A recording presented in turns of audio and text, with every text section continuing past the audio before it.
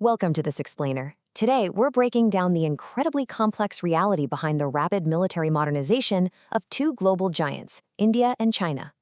We're looking at the concurrent rise of two massively influential powers in Asia.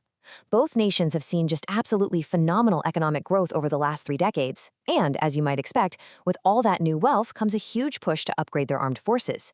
But what's the true nature of this buildup? How is it going to affect global stability? Are we watching a sprint toward conflict, or is there something else entirely going on behind the scenes? To figure out what's actually happening in the Indo-Pacific right now, we have to start by answering this one core question.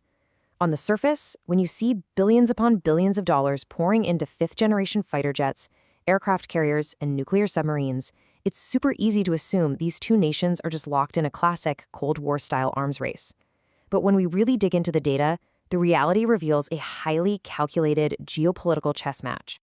Here is our roadmap for today. We'll start with the historical shadow, then move into India's defense overhaul, check out China's military transformation, look at strategic alliances and geography, and wrap up with the new managed rivalry. Let's get right into it. Part 1. The historical shadow, the origins of modern border tensions. To really grasp their modern military budgets, we first have to understand their shared and honestly pretty painful history. Back in the early 1950s, there was this strong, optimistic belief in an Asian axis. India and China actually advocated for peaceful coexistence under the 1954 Panchsheel Agreement. But man, things deteriorated incredibly fast. China annexed Tibet, completely removing a crucial geographic buffer, and then began building roads straight through disputed borders. Just 8 years later, in 1962, all that peaceful coexistence plummeted into a devastating territorial war, where India suffered massive losses. Right at the geographical heart of this dispute is the Aksai-Chin region. The shifting lines in this area fundamentally altered India's defense outlook forever. The crushing defeat India suffered in that '62 border war left a very deep psychological scar. In fact, it directly kickstarted their pursuit of nuclear weapons just to guarantee an attack like that could never, ever happen again. That brings us to Section 2, India's defense overhaul, shifting from a land-centric to a maritime power. So, that lingering historical mistrust, it triggered a massive overhaul. While India's military was historically very land-centric, they are now racing to build up a formidable maritime power. But here is an absolutely crucial difference in how these two countries operate. India still relies heavily on foreign imports, buying a staggering 70% of its military hardware from abroad. China, on the flip side, has seamlessly integrated its defense and civilian sectors to manufacture its high-tech equipment entirely at home. Just to put India's reliance on foreign hardware into perspective, between 2009 and 2013, India accounted for 14% of all global arms imports. Let that sink in. They were buying almost 3 times more weapons than China or Pakistan during that exact same period, mostly sourcing from Russia, followed by the US and Israel. Now, beyond just conventional weapons, India's ultimate holy grail for modernization has been completing its nuclear triad. Achieving this is a massive strategic milestone. It basically means having the ability to launch nuclear strikes from land, the air, and the sea.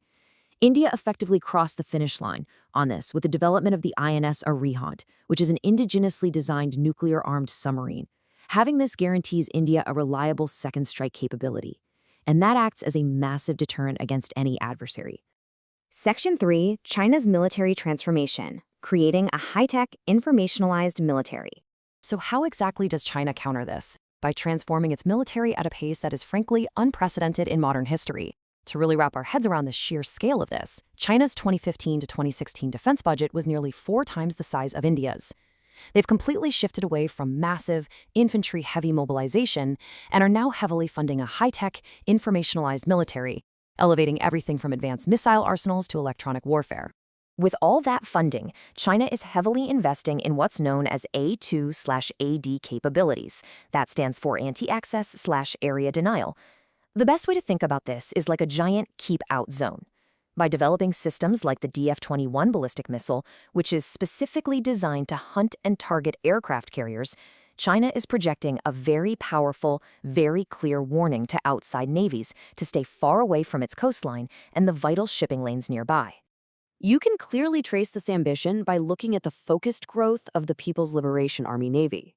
They're actually shifting away from building tons of small ships in favor of fewer, vastly more powerful vessels. The projected increase in nuclear attack subs and the big push to build indigenous aircraft carriers signals China's ultimate goal, projecting naval power far beyond its immediate shores, straight out into the Western Pacific and the Indian Ocean. Section 4, Strategic Alliances and Geography. Securing sea lanes and building global partnerships. Now, military hardware, that's really only half the equation here. Both nations are aggressively leveraging global alliances to project power. From India's perspective, there is a very real sense of encirclement by China in the Indian Ocean. To counter that, India utilizes a proactive look west policy, conducting joint naval exercises to monitor critical ocean choke points. And perhaps most importantly, alongside their historic ties to Russia, India's deepening defense partnership with the United States represents one of the most significant geopolitical shifts of the 21st century. Meanwhile, China's strategy is a fascinating dual-track approach. On one hand, they are aggressively asserting control in the South and East China Seas to protect the shipping routes that are just absolutely vital for their energy imports. But paradoxically, they're also taking on highly moderate, cooperative roles on the global stage, participating in peacekeeping, anti-piracy, and non-proliferation efforts. They're smartly using their new status as the world's fifth largest arms exporter to quietly, steadily expand their global influence. And finally, Section 5, the new managed rivalry, the Galwan Valley clash, and the shift in relations. For decades, despite these massive military budgets, there was this tacit, unspoken understanding that bullets just wouldn't be fired across the line of actual control. Well, that all shattered in June 2020. The fatal Galwan Valley clash saw deep economic cooperation violently collide with territorial reality. It was the first fatal use of force between the two armies since 1975, and it completely destroyed political goodwill, fundamentally altering the Asian regional order basically overnight. So with all this mounting tension, does this mean we're just hurtling toward total war? Well, actually, no. Experts define this new era as a managed strategic rivalry. It's a highly complex, almost paradoxical dynamic. Yes, you have intense military competition and incredibly deep mistrust, but acting as a massive anchor are their intertwined economies. With bilateral trade hitting $70 billion even back in 2014, these two nations are constantly forced to balance their military threat perceptions against absolute economic realities. Which leaves us with this final vital question to ponder. As India and China continue to arm themselves with next-generation tech while remaining economically handcuffed to one another, their relationship is undoubtedly going to define the 21st century. So will this managed strategic rivalry hold steady, or will the weight of their competing ambitions ultimately fracture the Indo-Pacific entirely? Thank you so much for joining me for this explainer. Keep questioning, keep learning, and I'll catch you next time.